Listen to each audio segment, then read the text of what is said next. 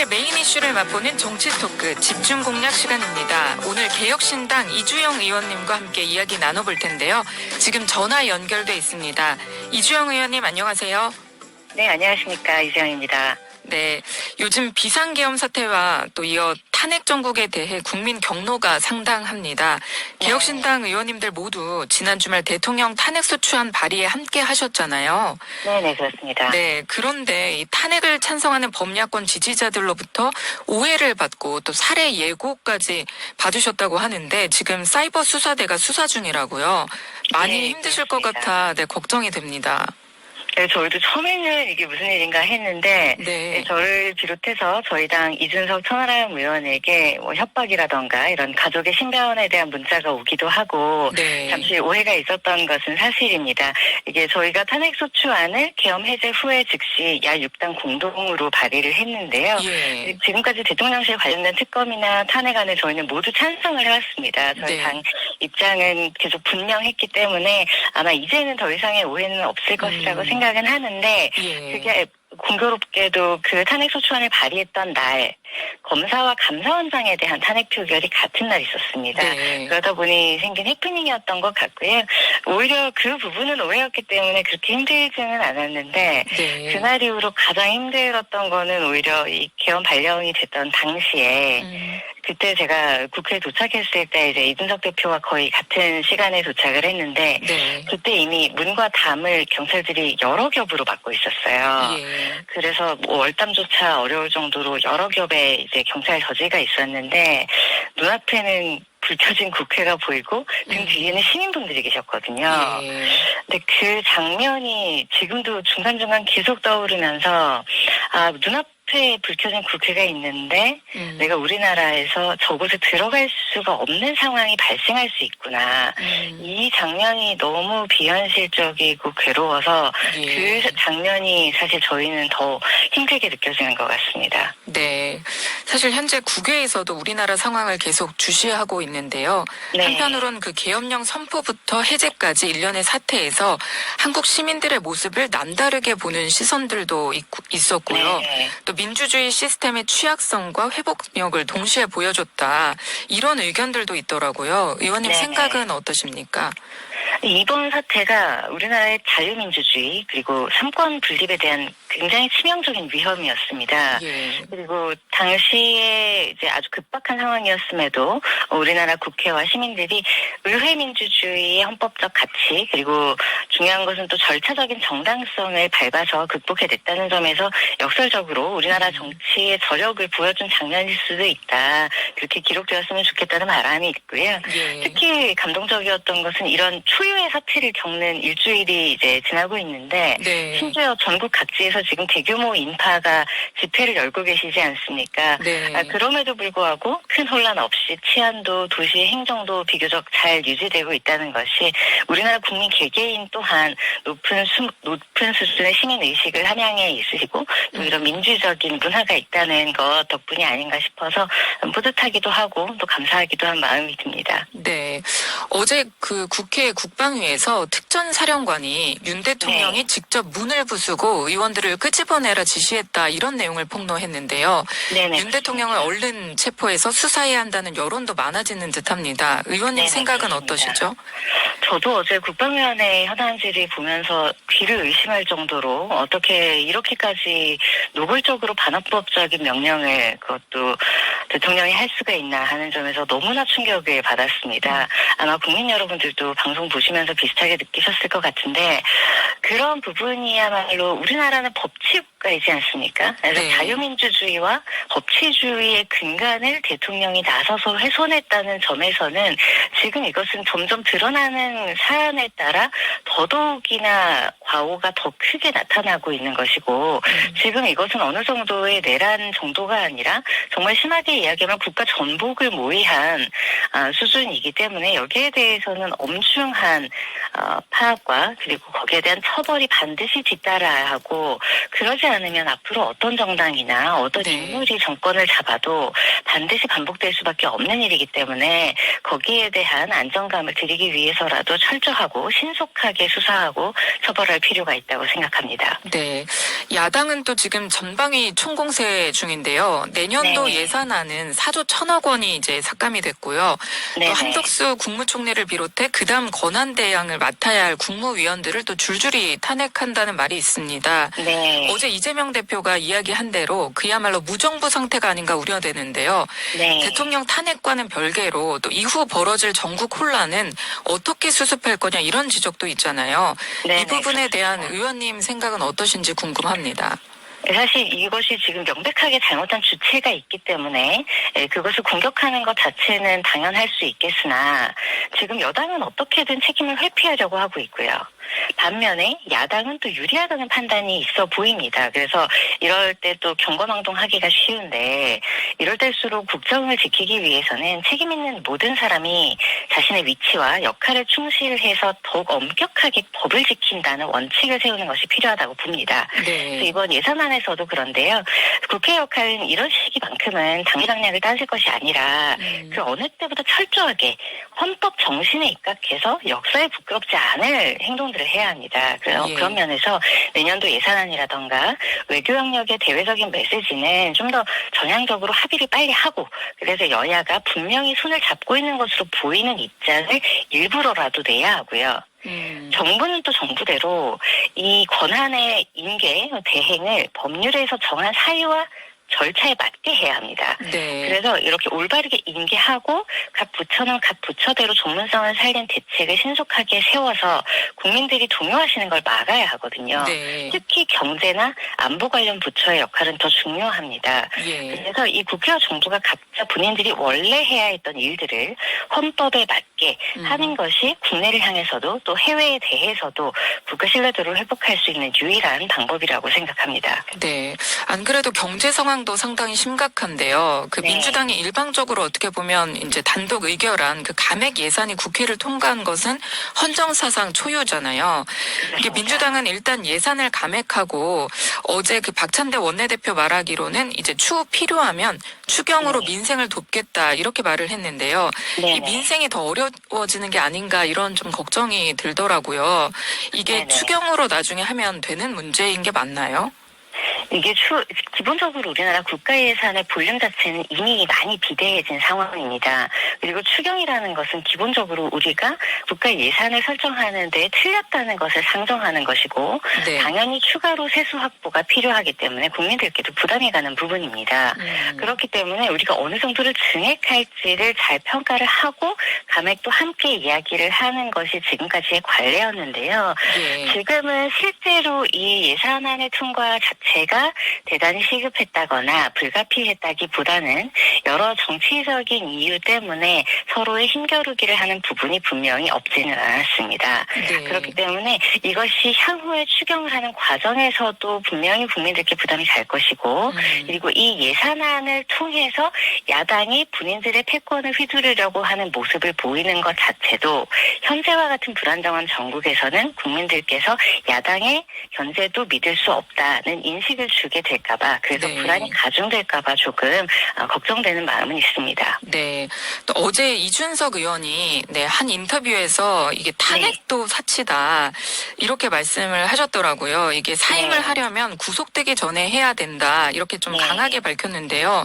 네. 경제가 무너져가는 걸 이렇게 하루하루 보고 있고 네. 또 환율 올라가는 게 심각한 문제인데 국민들이 네. 감내하기가 너무 어려운 상황이라면서 네. 이게 잦은 사임을 해야 된다라는 의견으로 말씀을 하셨거든요. 네. 그러면서도 이 잦은 사임할 이 확률은 거의 되지 않는다라는 말씀도 함께 하셨습니다. 의원님께서는 네.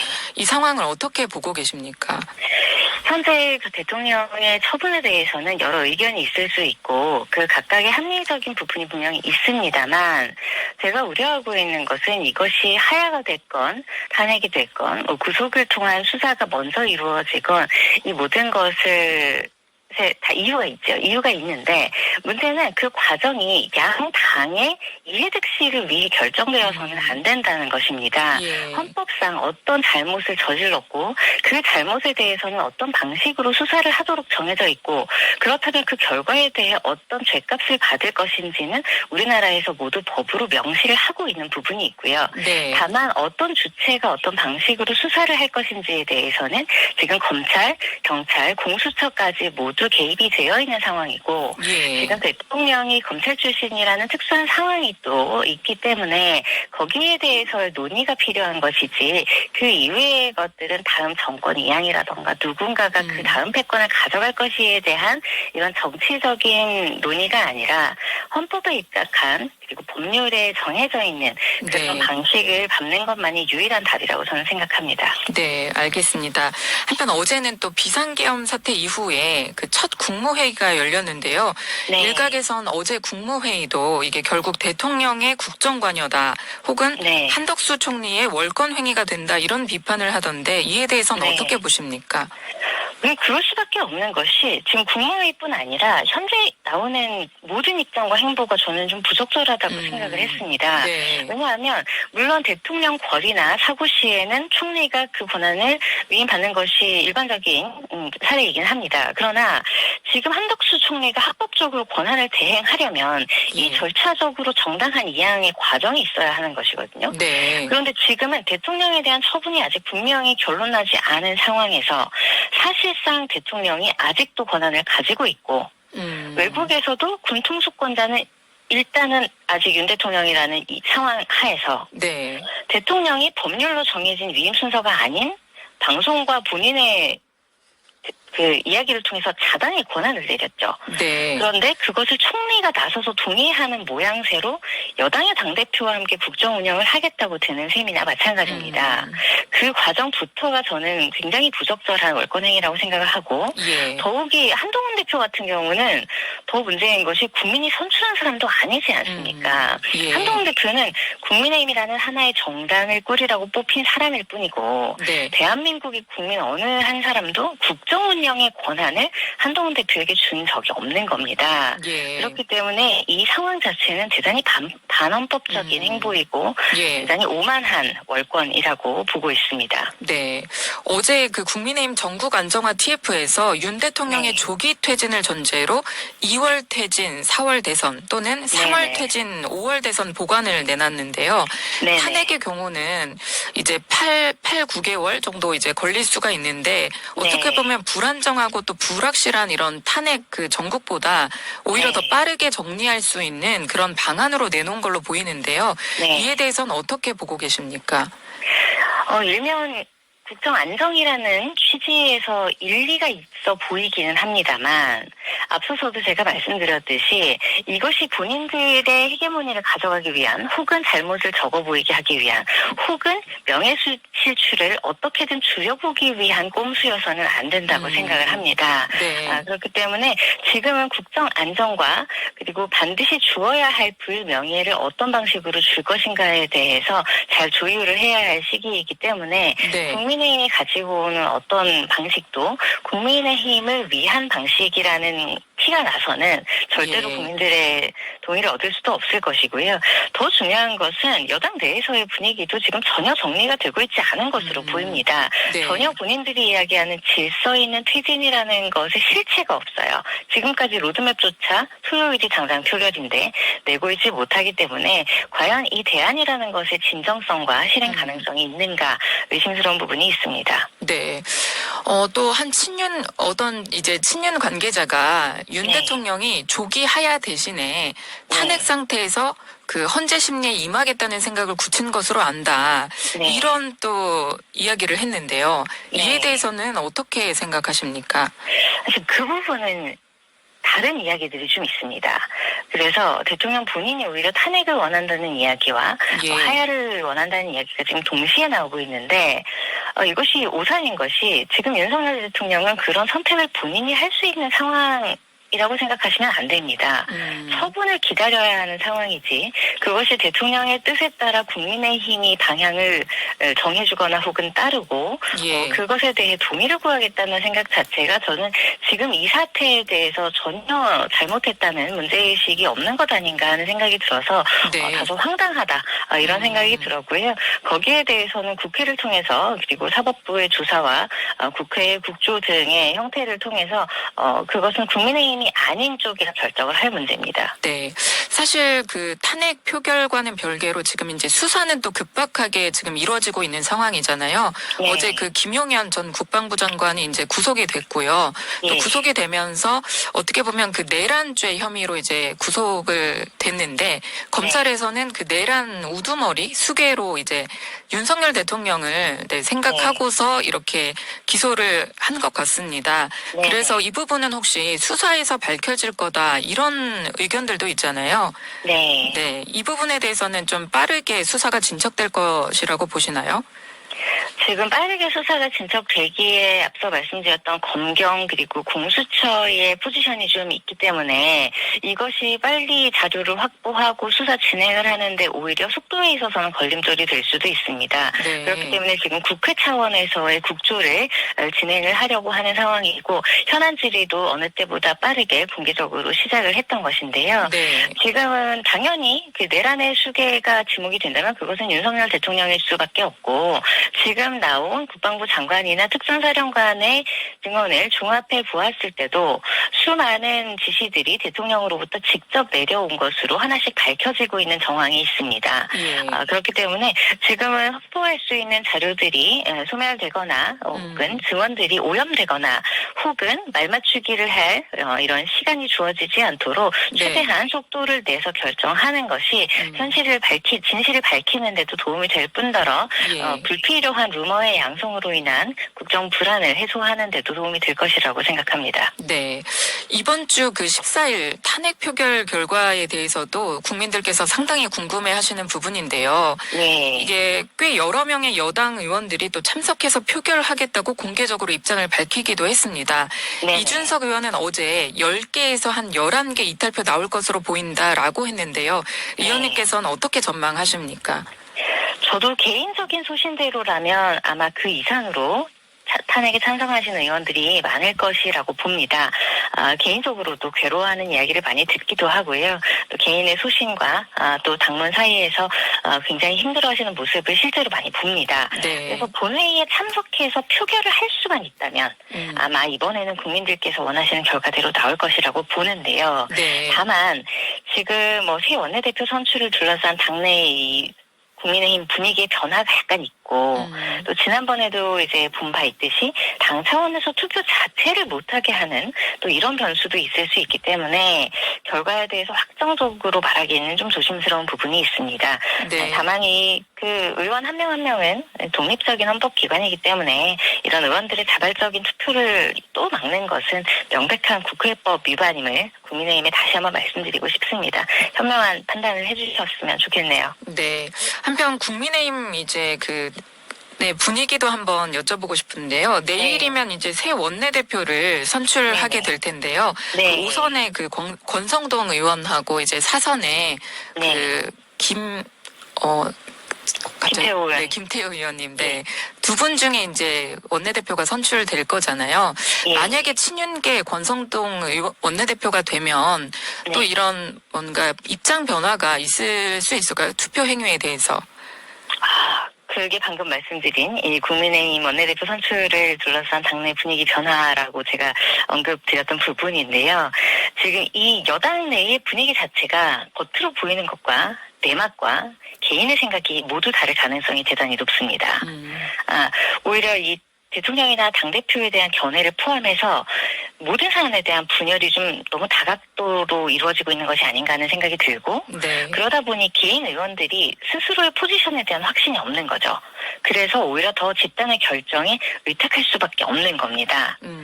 그래서 이번에 새 원내대표 선출하는 과정에서 주도권을 어느 쪽이 잡는지가 분명하게 아마 드러날 텐데요. 네. 그 이후에는 오히려 신속하게 당내 입장이 정리될 가능성이 높고 그렇기 때문에 당내 입장이 친윤 쪽으로 기운다던가 네. 혹은 국민의힘 자체를 비호하는 방향으로 설정이 되면 네. 그때는 오히려 당 내에서 서로를 감시하거나 억압하는 분위기가 혹시 더 생길 수도 있을 것 같고요. 네. 그렇다면 이것은 표결에도 영향을 줄 수 있지 않겠는가 하는 우려가 되기는 합니다. 네. 다만 이게 여당 입장으로서 좀 정신을 차리고 혼란을 수습하는 모습을 좀 적극적으로 보여주는 것이 현재 혼란을 진정시키는 데도 도움이 되지만 네. 장기적으로는 국민의힘 입장으로도 미래의 어느 당으로든 이양된 권력이 독주하지 못하게 하는 장치이기도 하기 때문에 네. 오히려 국민의힘이 국민들께 본인들의 역량을 보여줄 수 있는 어쩌면 마지막 기회이고 예. 그렇기 때문에 더더욱 진정성 있게 나서고 또 민주적으로 행동하는 모습을 보여줬으면 좋겠습니다. 네, 알겠습니다. 네, 정치 토크 집중 공략. 지금까지 이주영 개혁신당 의원님과 함께했습니다. 오늘 말씀 감사합니다. 감사합니다.